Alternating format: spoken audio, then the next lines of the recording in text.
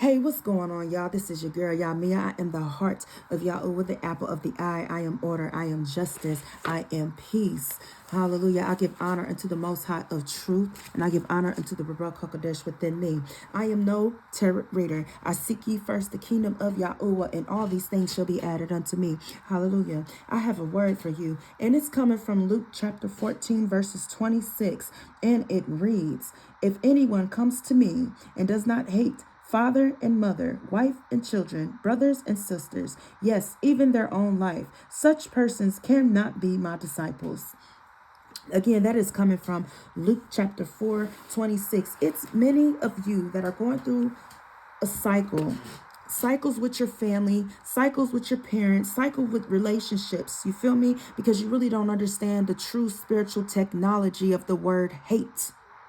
Yeah, hate is a spiritual technology of rebuke, okay? When we look up this word hate in the Hebrew aspect, it means to detach, prioritize, and prioritize authority.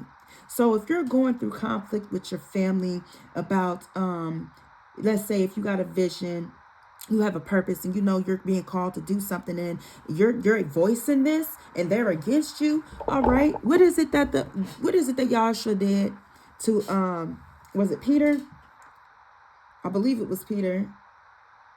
If I'm wrong, I apologize, but I'm gonna look it up. But I believe it was him who was trying to get him not to do the purpose and calling that was destined on his life. He said, "Get ye behind me, Satan." He called him Satan. "Get behind me, Satan." He was one of the disciples.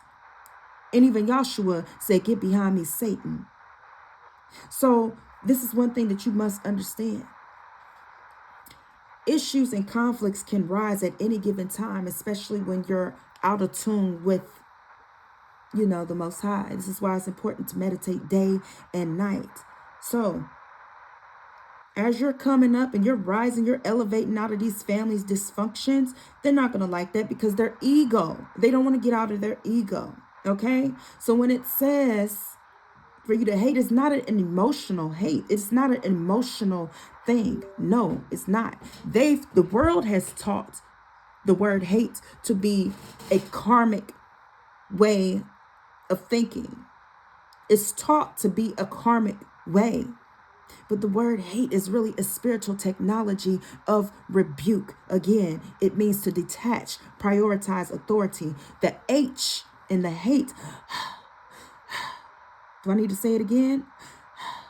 The H in hate is the same breath as YHWH. It represents life. It represents spirit moving, revelation. It activates the divine energy. And then when you take the H and then you end with the last three letters, which is ATE, it means to absorb, take into self, to integrate into your being. So when you say that you hate something, don't think of it as an emotional tie, an emotional thing. No, because if I'm going to use the word hate, let's say for an example, I'm going to say, I hate my spirit, my energy, my force from any misalignment.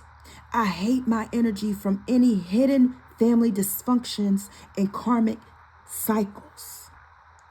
See, when you flip that word play, when you have an understanding of what it means and you got that word breakdown, it hits different.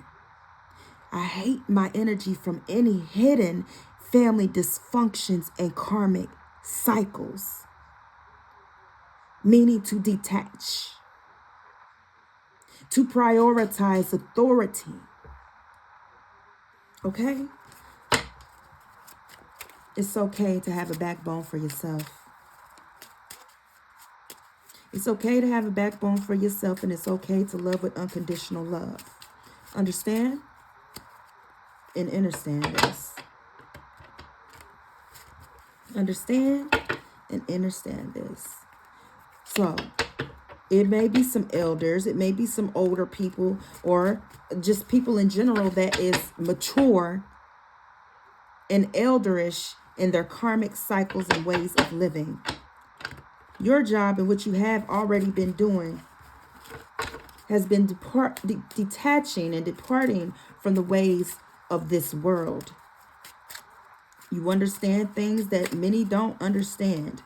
Okay? You understand things that many don't understand. And it's okay to be different and set apart. It's okay to be different and set apart. That balance, that union, you've become one with yourself. You understand that ego is not in the way because you've taken time to examine yourself. You put in the work. You put in the effort. You did that. You did that. You did what you needed to do to self-master, to become that queen that you are. Look at that. That king that you are, that balance, that masculine and that feminine balance, that authentic truth, the healthiness of the balance of the feminine and the masculine aspect. You've put in that work. You've done the spiritual work. You made your decision. You went through the shadow work, the conflicts, the challenges, facing the mirror. You've done all that. And they haven't done that. And that's what's really ticking them off. They haven't done the shadow work. They haven't done the shadow work. Look at that. They haven't done the shadow work and you have. You see that?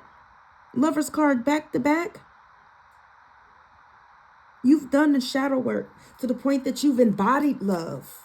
You understand what love is, not what the world teaches love is, but you operate off of an unconditional love. Remember this, it does not matter the title. I don't care how long you've known them. It is okay to say no and have a backbone and stand on that. I don't care if it's your father, your mother, your older sister, your older brother. Listen, age has nothing to do with maturity. The spirit has everything to do with maturity. How mature is your spirit? How mature is your spirit? Age has nothing to do with maturity. So get that out your mind. Age has nothing to do with maturity. The spirit does. The spirit.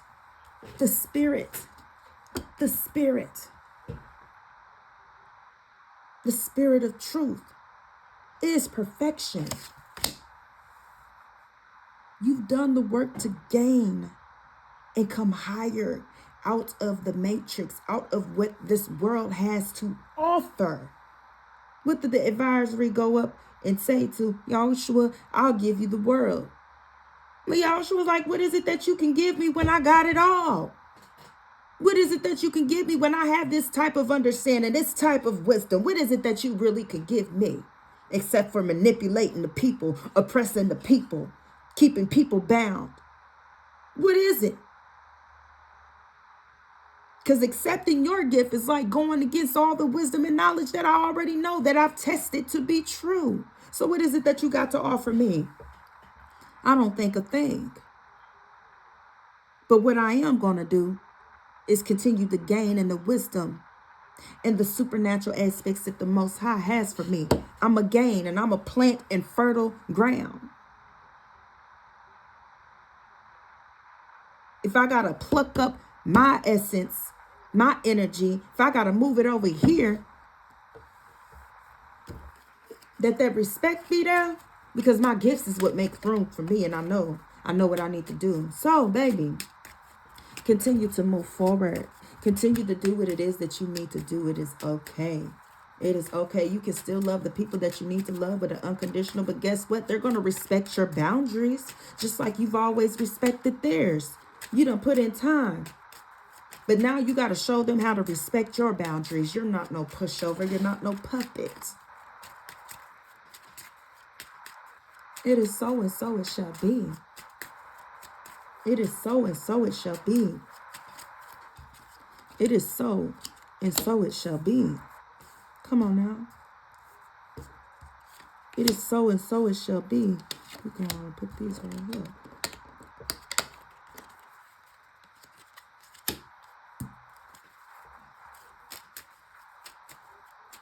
So understand the spiritual meaning of hate.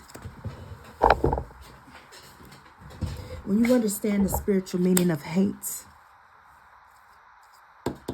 When you understand the spiritual meaning of hate, dominance comes. Again, we must remember that the word hate means to detach and prioritize authority. And when you begin to spell out the word hate, the letter H, when you get ready to sound that out, it's the same breath as YHWH, representing life, spirit moving, revelation, activation of the divine energy. And when you add the last three letters ATE, remember, it means to absorb, take into self, to integrate your being. So if you ever going to use the word hate, don't use it in an emotional, use it in an emotional karmic way, but you're going to use it in a spiritual technology way of rebuke. Again, an example.